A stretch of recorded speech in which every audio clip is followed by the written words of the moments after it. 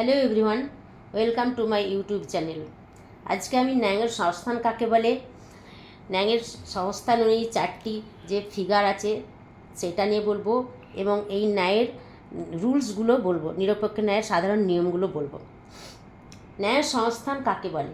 আশ্রয় বাক্য বা যুক্তিবাক্য দুটিতে হেতুপদের অবস্থান অনুযায়ী ন্যায়ের যে আকার নির্ধারিত হয় তাকে নিরপেক্ষ ন্যায়ের সংস্থান বা ফিগার বলা হয়। নিরপেক্ষ ন্যায়ের সংস্থান 4টি। পাশ্চাত্য তর্কবিদ কার্ভেদ রিড ছকের সাহায্যে হেতুপদের বিভিন্ন অবস্থান অনুযায়ী নিম্নলিখিতভাবে দেখিয়েছেন। প্রথমটাকে আমরা উল্টো জেড সংক্ষেপে মনে রাখার জন্য বলবো। হেতুপদ যেভাবে অবস্থান হয়েছে, হেতুপদকে যদি এভাবে আমরা রেখা দিয়ে যোগ করি তাহলে এটা উল্টো জেড হয়ে যাচ্ছে। দ্বিতীয় সংস্থান বা সেকেন্ড ফিগারে হচ্ছে তৃতীয় বন্ধনীর শেষ, থার্ড ফিগার হচ্ছে তৃতীয় বন্ধনীর শুরু, ফোর্থ ফিগার হচ্ছে জেড হেতুপদের অবস্থান অনুযায়ী। ন্যায়ের অন্তর্ভুক্ত নিরপেক্ষ বচনগুলির গুণ ও পরিমাণের পার্থক্য অনুসারে ন্যায়ের যে আকার একটা নির্ধারিত হয় তাকে ন্যায়ের মূর্তি, মুড অফ সিলোজিজম বলা হয়। এই নিরপেক্ষ ন্যায়ের 10টি সাধারণ নিয়ম আছে। প্রথম, প্রত্যেকটি ন্যায় অনুমানে 3টি বচন থাকবে, যথা প্রধান যুক্তিবাক্য, অপ্রধান যুক্তিবাক্য এবং সিদ্ধান্ত, প্রত্যেকটি ন্যায় অনুমানে। দ্বিতীয় হচ্ছে প্রত্যেকটি ন্যায় অনুমানে 3টি পদ থাকবে, যথা পক্ষপদ, সাধ্যপদ, হেতুপদ, যেটাকে সংক্ষেপে হেতুপদ এম, সাধ্যপদ পি, পক্ষপদ এস বলেছি। হেতুপদ দুটি আশ্রয় বাক্যের মধ্যে অন্তত একবার ব্যাপ্য হবে। দুটো যে আশ্রয় বাক্য থাকবে, প্রধান আশ্রয় বাক্য, দ্বিতীয় আশ্রয় বাক্য, তার মধ্যে হেতুপদকে একবার ব্যাপ্য হতে হবে। আশ্রয় বাক্য ব্যাপ্য নাই কোনো পদ সিদ্ধান্ত ব্যাপ্য হতে পারবে না। যে পদ আশ্রয় বাক্যে না ব্যাপ্য হয়েছে সেই পদ সিদ্ধান্তে ব্যাপ্য হতে পারবে না, তাহলে সেটা অব্যাপ্য হেতুদোষ হয়ে যাবে।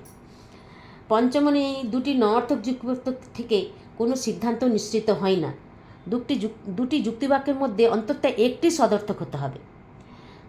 সিক্সথ নিয়মে দুটি যুক্তিবাক্যের মধ্যে একটি নঅর্থক হলে সিদ্ধান্ত অবশ্যই নঅর্থক হবে।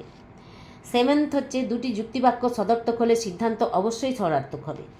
এইট হচ্ছে দুটি বিশেষ যুক্তিবাক্য থেকে সিদ্ধান্ত গ্রহণ করা যায় না। এখানে এমন দুটি নঅর্থক যুক্তিবাক্য থেকে সিদ্ধান্ত গ্রহণ করা যায় না, সেরকম দুটি বিশেষ যুক্তিবাক্য থেকেও সিদ্ধান্ত গ্রহণ করা যায় না। নাইন্থ হচ্ছে দুটি যুক্তিবাক্যের মধ্যে যদি একটি বিশেষ বচন হয় তাহলে সিদ্ধান্ত অবশ্যই বিশেষ বচন হবে। 10th হচ্ছে একটি ন্যায়ে প্রধান যুক্তিবাক্য যদি বিশেষ হয় এবং অপ্রধান যুক্তিবাক্য যদি নঅর্থক হয় তাহলে কোনো সিদ্ধান্ত পাওয়া যায় না। আজকে আমি দুটো ন্যায়ের বৈধতা বিচার করে দেখে দিচ্ছি। এখানে একটা পুরো সেন্টেন্স দেওয়া আছে, এটাকে আমি দুটো আশ্রয় বাক্য সিদ্ধান্ত এখান থেকে বের করব। সংবাদটি এত শুভ যে সত্য হতে পারে না। এখানে আমাকে 3টে পদ আছে, এখানে দেখ, সংবাদ, শুভ এবং সত্য, এর মধ্যেই আমাকে পক্ষপদ, সাধ্যপদ, হেতুপদ বের করতে হবে। যে সুতরাং এর পরের কথাগুলো সিদ্ধান্ত হবে, ওই জন্য আমাকে আগে সিদ্ধান্ত বের করে নিতে হয়েছে। এই সংবাদটি নয় সত্য, সংবাদটি হচ্ছে এখানে সিদ্ধান্ত, এটা পক্ষপদ, এটা সাধ্যপদ। পক্ষপাত দ্বিতীয় আশ্রয় বাক্য থাকবে, তাহলে আমাকে সে বলতে হবে সংবাদটি হয় অতি শুভ সংবাদ, এটা হেতুপদ। প্রধান আশ্রয় বাক্য হচ্ছে কোনো অতি শুভ সংবাদ নয় সত্য, সত্য হতে পারে না বলেছি, এখানেও নয় এখানেও নয়। তাহলে এখানে দেখো প্রধান আশ্রয় বাক্য হচ্ছে কোনো অতি শুভ সংবাদ নয় সত্য, ই বচন। এই সংবাদটি হয় অতি শুভ সংবাদ, এ বচন। অতএব এই সংবাদটি হয় সত্য। এটা একটা ফিগারে, এই অনুমানটি প্রথম সংস্থানের শুদ্ধমূর্তি নাম হচ্ছে সিলারেন্ট। ই থেকে সিলারেন্ট পাওয়া যায়। প্রত্যেকটা ফিগারে কত শুদ্ধমূর্তি আছে সেগুলো আমি বলে দেবো। এটা প্রথম সংস্থানের শুদ্ধমূর্তি নাম হচ্ছে সিলারেন্ট। প্রথম সংস্থান কেন হবে?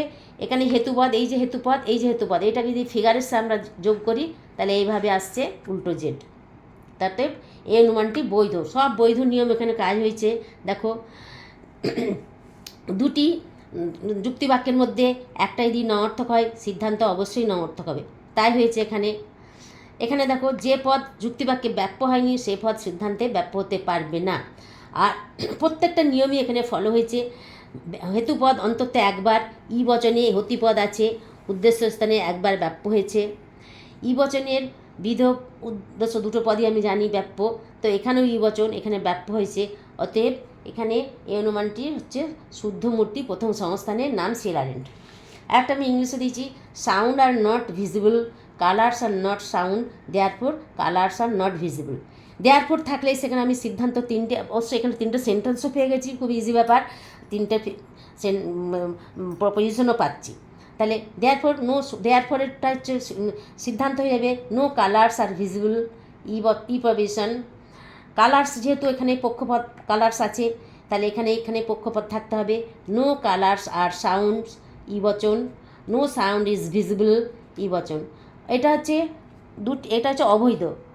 অবৈধ দোষ হয়েছে, কারণ দুটি নঅর্থক সিদ্ধান্ত বাক্য থেকে সিদ্ধান্ত যে নঅর্থক এসছে, আমরা সিদ্ধান্ত পেতে পারি না, এটা আমার ন্যায়ের রুলসেই বলে দিয়েছি।